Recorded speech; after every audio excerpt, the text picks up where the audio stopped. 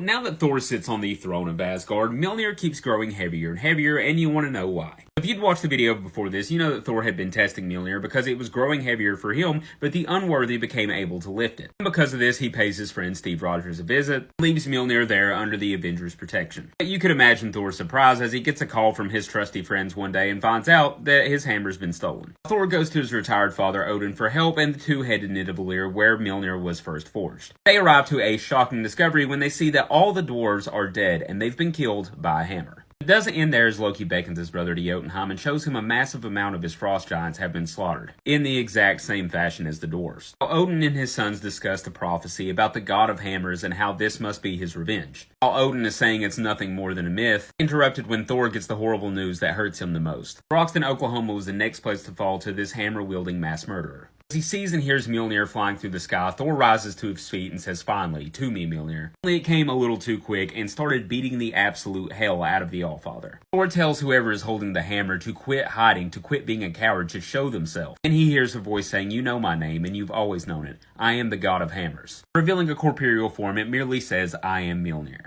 Placing the hammer on Thor's chest and not allowing him to move, Mjolnir begins to tell him, this all comes down to speeches, crowns, thrones, parliaments and meetings and blah blah blah, and I'm so sick of it all. As it flies off to strike Thor again, he hits the hammer, shattering his own arm. Mjolnir reminds Thor how long they've been together, that no one would know him better than it does. Because of that, Mjolnir knows his weaknesses. He knows how to break Thor. Well, Odin has arrived, and with the help of Sif and the Bifrost, they've sent Mjolnir as far away in the known universe as possible. Thor wants to know how Mjolnir came to life, and Odin informs him it's always been alive. He trapped the Mother Storm inside of that hammer eons ago. It was a living, sentient cloud of storm that roamed the universe, destroying anything at its own whim. Mere seconds later, they look up and see it's returned. Odin tosses Thor out of the way as he takes the full blunt of Mjolnir himself. Mjolnir explains to Thor what he always thought was incorrect. His worthiness didn't mean he was noble or true of heart. Mjolnir says, "No, I'm a hammer. To be worthy to me means to break, to smash, to destroy." Now with his throne and crown and speeches, this isn't worthiness. This isn't the first time Mjolnir has grew tired of Thor. That's when Mjolnir reveals that after Jane threw it into the sun, it wasn't the only thing in there. That was the prison of Mangog as well, and the two of them formed into one.